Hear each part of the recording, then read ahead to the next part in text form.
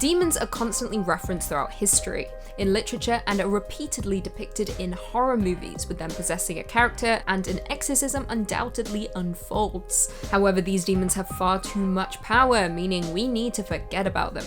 These are the top 5 scary demons that should be forgotten about, part 2. Before we jump in, Lindsay has a brand new channel launching Monday, May 31st, so make sure you're there for the premiere. I'll be there, and let her know the Dark Queen sent you. Make sure you subscribe, leave a comment, and be kind. With that, let's jump in. Coming in at number 5, we have Bughuul from Sinister. Sinister was an absolutely terrifying horror movie, and part of that is down to the demon character Bughuul. Released in 2012 and directed by Scott Derrickson, Sinister stars the likes of Ethan Hawke, Juliet Rylance, and Vincent D'Onofrio. He's made an appearance on a couple of videos recently. Damn. With the film revolving around a true crime writer, Ellison Oswalt, who discovers Super 8 home movies in the attic of his new home, which contain some truly grisly murders that could potentially put his entire family in danger. Now, Bughuul is the main antagonist of the movie and is a pagan deity that would manipulate and kill and consume souls in the process. The Super 8 movies all start out relatively innocent, harmless events, parties, barbecues, pool parties, however they all end the same. The people on the tape all die in grisly ways, and this is at the hands of Bughuul, with him being spotted in every single home movie. His appearance is what makes him the most terrifying, with his suit, long black hair, and featureless face, with a mouth that is sealed shut. On top of that, he has the ability to possess through the video footage, making him a terrifying and powerful demon that you do not want to encounter. Before we jump into number 4, make sure you give this video a big thumbs up, it really helps us out a lot in the YouTube algorithm. Coming in at number 4, we have Abalam from The Last Exorcism. The Last Exorcism was a genuinely creepy movie that I think we don't get to discuss enough. Released in 2010 and directed by Daniel Stam, the film stars Patrick Fabian and Ashley Bell, with it following a disillusioned evangelical minister who decides to participate in a documentary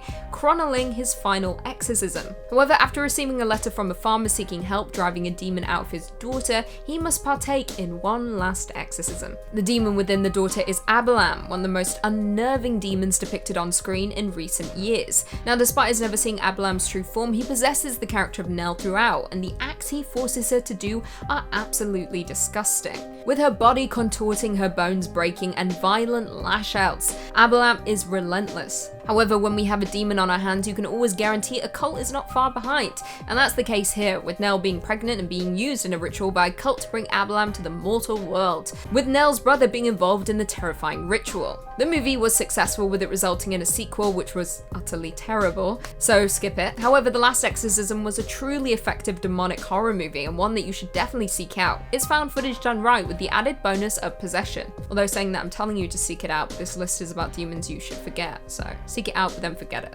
You know, watch and then move on. Coming in at number 3, we have John Ketcham from the Amityville Horror. I'm going to specifically be discussing the 2005 remake of the Amityville Horror, a movie that I still can't quite decide if I enjoy, although saying that, Melissa George does make everything better, and Chloe Grace Moretz just tends to make everything a little bit worse. So, double-edged sword. Not a double-edged sword.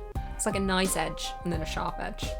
Directed by Andrew Douglas and starring the likes of Ryan Reynolds, Melissa George, Philip Baker Hall, and Chloe Grace Moretz, The Amityville Horror is the 9th film in the Amityville Horror series, which I had no idea there were that many, but apparently there are. The film follows the Lutz family who move into the house at 412 Ocean Avenue, which of course is incredibly haunted. In 1974, Ronald DeFeo Jr. killed 6 members of his family at the home, in real life, telling the jury that he heard voices telling him to do it. The story is of course infamous, however there could very well be a demonic reasoning for the original killings and the Lutz haunting, with John Ketcham being a name that appears in the book and film versions of the Amityville Horror. According to DeFeo's defense lawyers, he was a man who originally owned the land, however there is little evidence to support this claim. In the 2005 film, there is a cult character by the name of Reverend Jeremiah Ketcham, who is supposedly responsible for the demonic possessions, with his evil actions towards Native Americans in the 17th century being one of the causes of the hauntings in the infamous home. In the film, he cut his own throat throat as part of a ritual that would allow him to live on forever in the home. This is of course speculation, with claims being made by real-life parapsychologist Hans Holzer. Coming in at number 2 we have Succubus, Jennifer's Body. Now despite dividing many, Jennifer's Body is a film that has aged superbly.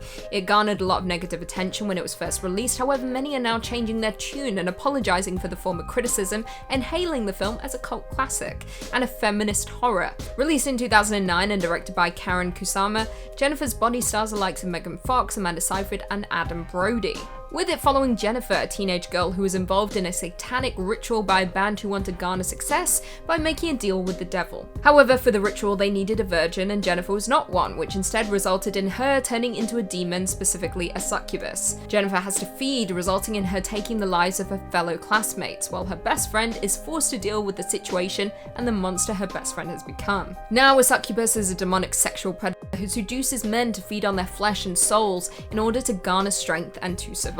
This is exactly what goes down in Jennifer's Body, with Jennifer garnering many powers and abilities in the process, including enhanced strength, superhuman speed, immortality, healing factor, infectious bites, flight, seduction, desire, and psychic link. She is incredibly powerful, capable of manipulating everyone around her with the art of seduction. However, she isn't immortal, and we learn this by the end of the movie as she is forced to face off against her best friend. And finally, coming in at number 1, we have Bathsheba from The Conjuring. Bathsheba Sherman is the secondary antagonist of the first Conjuring movie and is arguably one of the most terrifying characters to appear in the Conjuring series. Released in 2013 and directed by James Wan, The Conjuring is a supernatural horror movie starring the likes of Patrick Wilson and Vera Farmiga as paranormal investigators Ed and Lorraine Warren, who are said to have been involved in many famous haunted house cases and possession cases, including the Amityville horror. The film itself follows the Perron family, who move into a farmhouse only to be tormented by disturbing events and ghostly entities,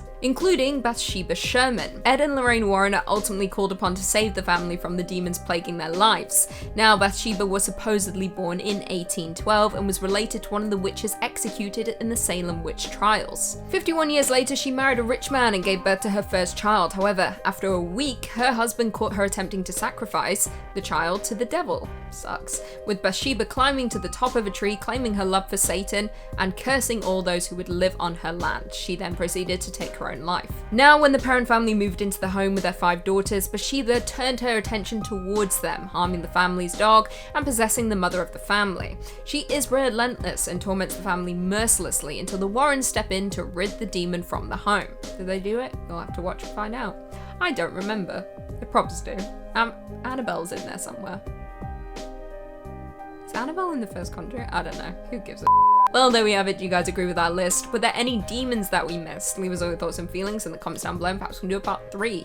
Before I go though, I just want to respond to a few comments from one of our last videos. Top 5 worst horror movie death scenes, part 8. MadDog420 said, hey, love the video, keep them up. Dark Queen, thank you. Keep watching, keep liking, keep subscribing. If we hit, how many likes? If we hit 500 likes, I'll do something. You can wait and find out. J1966-2008 said, in my opinion, the most disturbing death in any horror movie is the ending of the original Wicker Man. Obviously, I'm not talking about the horrific Nicolas Cage remake. That is very true.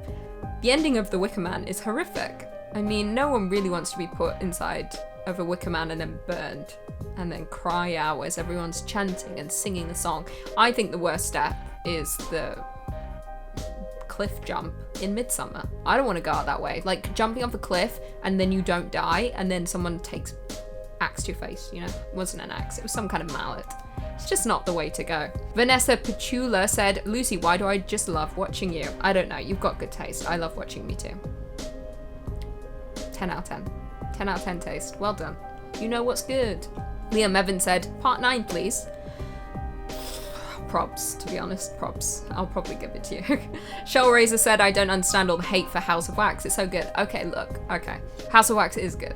I will give you that. But it's not a good film, but it's enjoyable. Like, I think we can all objectively say it's not a great movie. The acting is atrocious, but it's kind of spooky. I mean, once you've seen it once, it's not that scary. But I definitely loved it. I mean, like I said, I wrote the entire screenplay down in a book when I was far too young. I was obsessed with it. I used to watch it on my portable DVD player. It's because I had a thing for Alicia Cuthbert. I was in love with her. I should have known at a young age. And on that note, if you haven't already, be sure to give this video a big thumbs up. And until next time, I'll see you later. Demons are constantly referenced throughout history, in literature and... Hold on. Demons are constantly referenced throughout history...